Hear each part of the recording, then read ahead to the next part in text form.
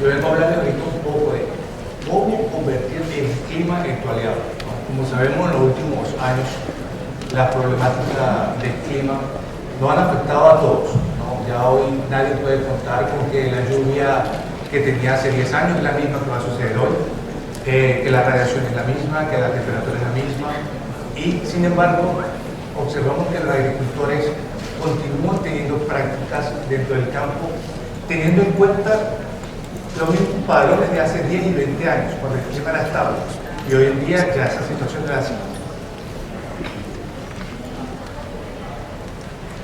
El clima juega un papel muy importante en todas las áreas productivas, afectando directamente la irrigación, fertilización, plagas y enfermedades y producción. Con datos tú puedes trabajar con la agricultura de precisión. Sin datos, simplemente tú estás trabajando a ojos cerrados y viendo a ver si, rogándole a Dios para que llueva y sin tener ningún control sobre tu campo. ¿Para qué necesitas una estación? Yo voy a hacer una pausa aquí porque estación meteorológica, yo quiero pintar el concepto que todos tienen, o que puede tener la mayoría de una estación meteorológica solamente para tener datos de clima, datos de temperatura, datos de humedad, datos de radiación. Es cierto, es para tener eso, pero lo importante es qué variables me calcula una estación climática y qué puedo hacer con esto, cómo puedo llevar estos datos a que me ayuden en la toma de decisiones del día a día. Entonces, con una estación básica yo puedo tener datos de temperatura, de humedad relativa, de radiación, de lluvia, de velocidad del viento, y de la dirección. Pero ¿qué hago con esto? Es importante saber, entender que con esta variable tenemos cómo calcular la evapotranspiración.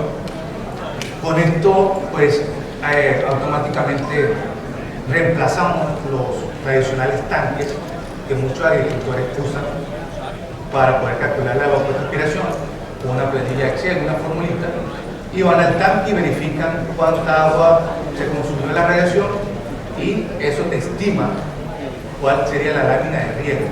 Pero no es un cálculo exacto, no es agricultura de precisión. Simplemente tú estás calculando en base a un tanque que puede ser afectado por muchos factores externos. Quiero agradecerle a Telbaco por el tema de la foto que me facilitó la estación. Punto de Rocío, te damos déficit de vapor y el delta T.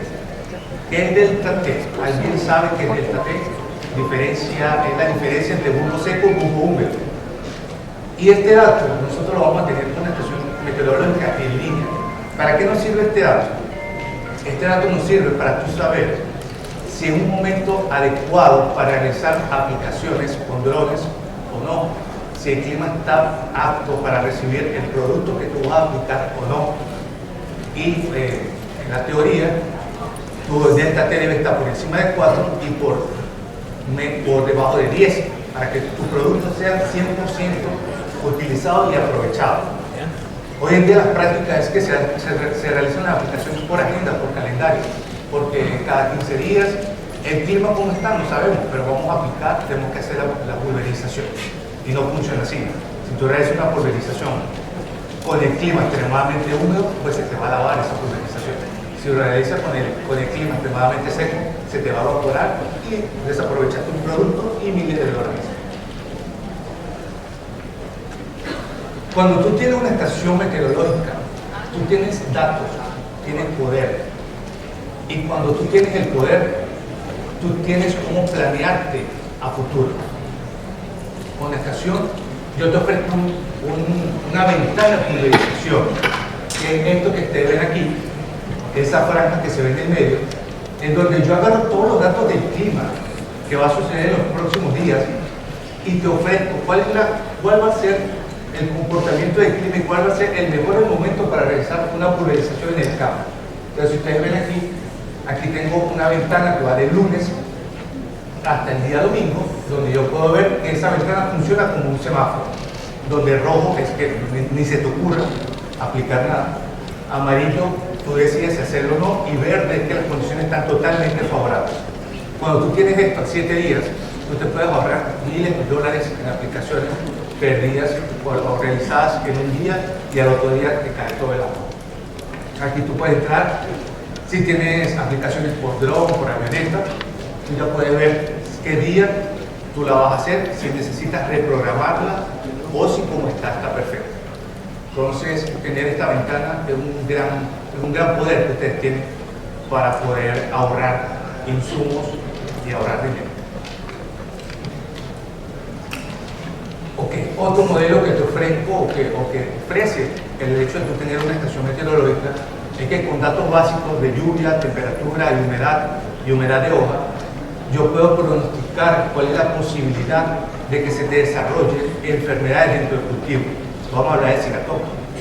Entonces, si tú tienes un pluviógrafo, una temperatura, una humedad y tienes una humedad de hoja, esos 4 valores, existe ya bibliografía de los años 80 que ya estipula cuáles son los rangos que se necesitan para que exista la incubación, la liberación de las esporas y la infección como tal. Yo agarro esos datos del clima que me está dando la estación y te ofrezco el modelo, te lo diseño. Ya te muestro y te digo, mira, en este momento tu posibilidad está en 30%, está en 40%, está en 50%. Este modelo no es que quita totalmente la responsabilidad del fitopatólogo de ir y verificar y hacer el muestreo manual, pero es una herramienta de gran apoyo, donde él puede ir a hacer la verificación manual y hacer las fumigaciones cuando realmente sea necesario y no porque el calendario está agendado para tal día. Ok, bien, lo que hablamos ahorita fue de clima. Yo monitoreo el clima, tengo datos de clima. ¿Cómo hago para llevar esto a suelo? Pues la respuesta fácil, llevando los sensores al suelo también. ¿Sí? En esto, desde ayer a hoy, han venido muchas preguntas sobre el suelo, un factor bastante importante. Y lo que más escucho fue que es muy caro. Monitorear suelo es muy caro porque yo tengo tantos lotes, eso funciona solamente para fincas pequeñas, después de tantos, de 10 a 18 o 20 lotes, ya es imposible porque necesito un sensor por lote. No es bien así. No es que tú necesites un sensor por lote. Hay una guía, 2 pasos esenciales que tú necesitas saber para entender cuántas sondas tú necesitas o cuántos sensores para monitorear suelo. Y es tu mapa textural, cuántos tipos de suelo tú tienes en tu hacienda, cuál es el suelo predominante en tu hacienda y cuál es el mapa de riego de las válvulas que tú tienes.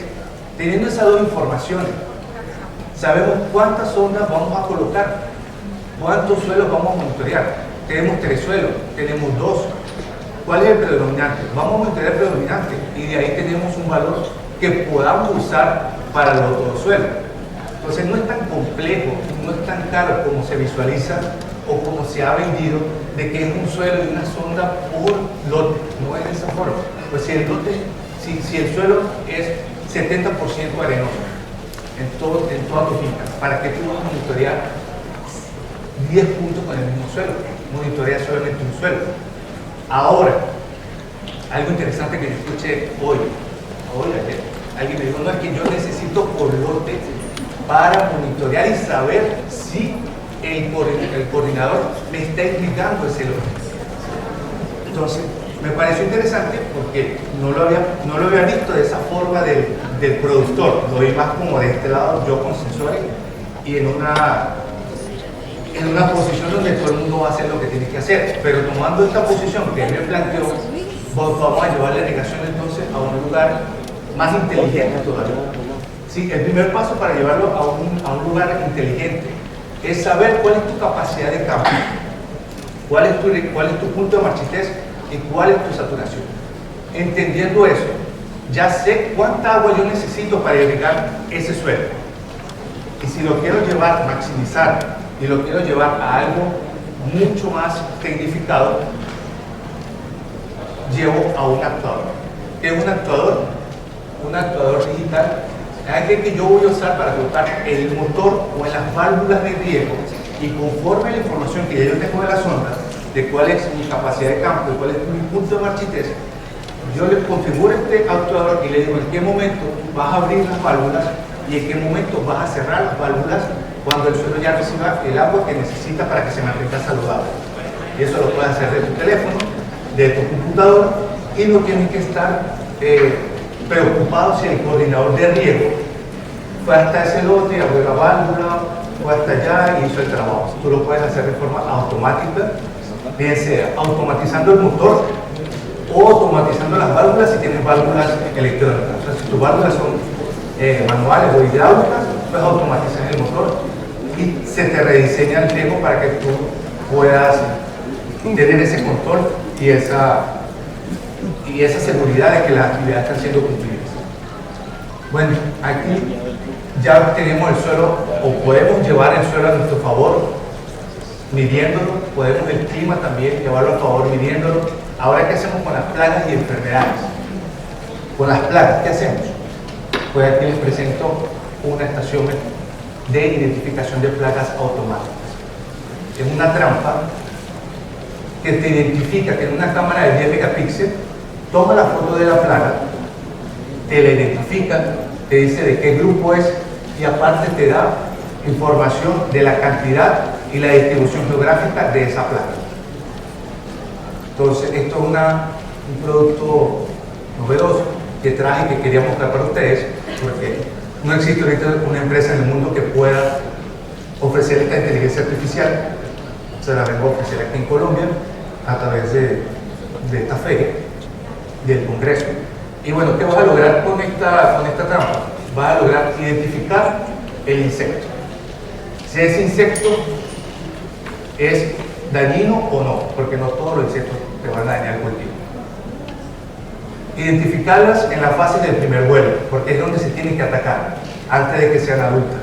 Porque si vamos a fumigar después que la plaga sea adulta, ya hay daños asociados directamente a esa plaga. Lo otro es entender la dinámica poblacional. ¿Dónde está esa plaga mayor concentrada dentro de mi cultivo?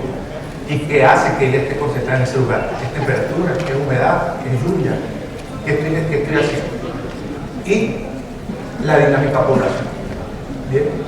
Bueno, todo este monitoreo, todo este control se ve reflejado en el empacador. ¿Sí?